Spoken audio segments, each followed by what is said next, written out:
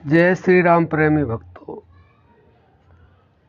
सारे चक्रों की सफाई केवल 3 महीने में बहुत ही आसान साधना के द्वारा।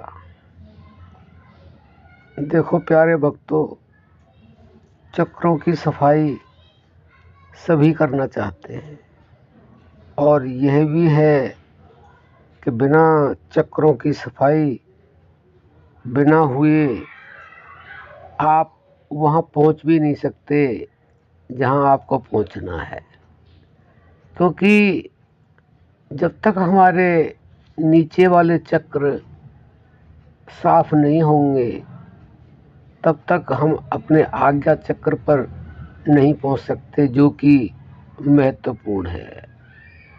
तो उसके लिए हमें पहले मूलाधार, फिर स्वाधिष्ठान, मणिपूर्वक, उसके बाद में अनाहत और विशुद्ध चक्र, इनको पहले हमें साफ करना होगा, तभी हम आज्ञा चक्र पर पहुंचेंगे।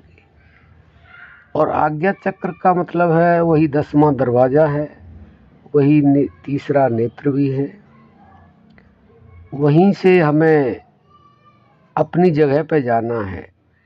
वहीं पर हमारा 10वां दरवाज़ा जब तक खुलेगा नहीं तब तक हम अंधकार में ही हैं, क्योंकि प्रकाश की जो अनुभूति है, परमात्मा तत्व का जो अनुभव है, वो हमें 10वें दरवाजे के अंदर ही मिलता है।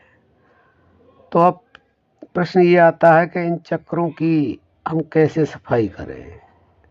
जब तक ये साफ होंगे नहीं, जब तक ये जागृत होंगे नहीं, क्योंकि सफाई होगी तभी ये जागृत होंगे, और इनके बिना जागृत हुए हम अपनी मंजिल पर पहुंच नहीं सकते।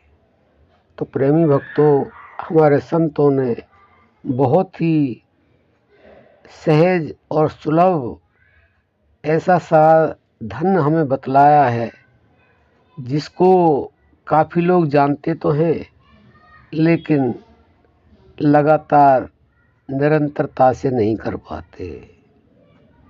कहीं न कहीं माया के द्वारा या अपने प्रारब्ध के द्वारा वह उसमें प्रवेश नहीं कर पाते हैं।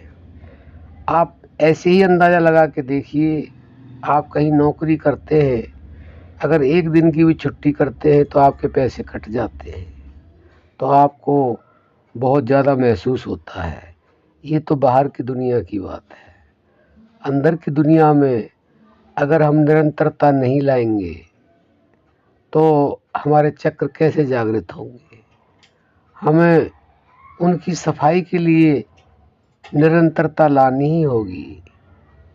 घर में हम रहते हैं और रहते रहते अगर एक दिन भी सफाई नहीं करते हैं तो काफ़ी धूल मिट्टी जम जाती है।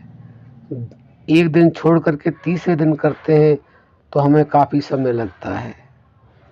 तो आपको जो बताया जा रहा है वह बताया जा रहा है जिससे आपके चक्रों की सफाई होगी, चक्र जागृत होंगे और आप अपने आज्ञा चक्र पर पहुंचेंगे, क्योंकि उसको खोलना आवश्यक है।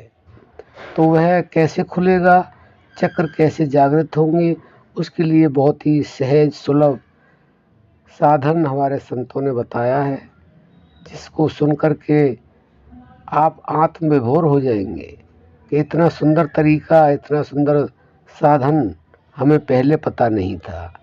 तो वह यह है कि पहले तो हम वाणी से जप करते हैं, उसके बाद में फिर मानसिक करते हैं, फिर हम प्राण जप करते हैं, यानी कि श्वासों का करते हैं।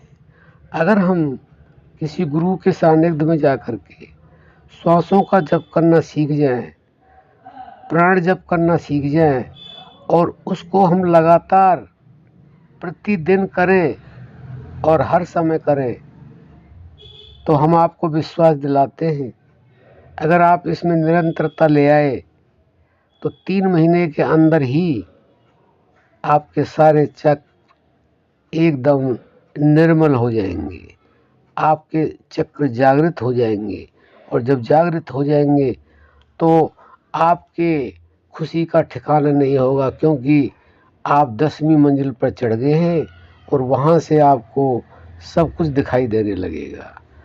तो बंधुओं, आशा करते हैं आप इस तरह से अगर जानते हैं प्राणों का ध्यान करना, भजन करना, जाप करना, तो आप आज से नहीं अभी से शुरू कर दें और उसमें पूर्ण निरंतरता ले आएँ। पूर्ण, अगर थोड़ी भी कमी रही तो फिर सफाई नहीं होगी। पूर्ण निरंतरता ले आएंगे तो आपके अंदर एकाग्रता आ जाएगी और एकाग्रता आते ही आपका काम बनना शुरू हो जाएगा। अगर आप नहीं जानते हैं तो ऐसे किसी गुरु से जुड़िए जो प्राण जप बताते हों, जो स्वयं करते हों और करते करते आप लोगों को जनाते हों। जो जानते हैं वही जना सकते हैं, जो गए हुए हैं वही बता सकते हैं। तो इस कार्य को आप जल्दी से जल्दी करें और एकाग्रता से करें तो आपको वास्तव में ही वह मिल जाएगा जिस चीज़ की आपको तलाश है। अब हम अपनी वाणी को विराम देते हैं। जय श्री राम।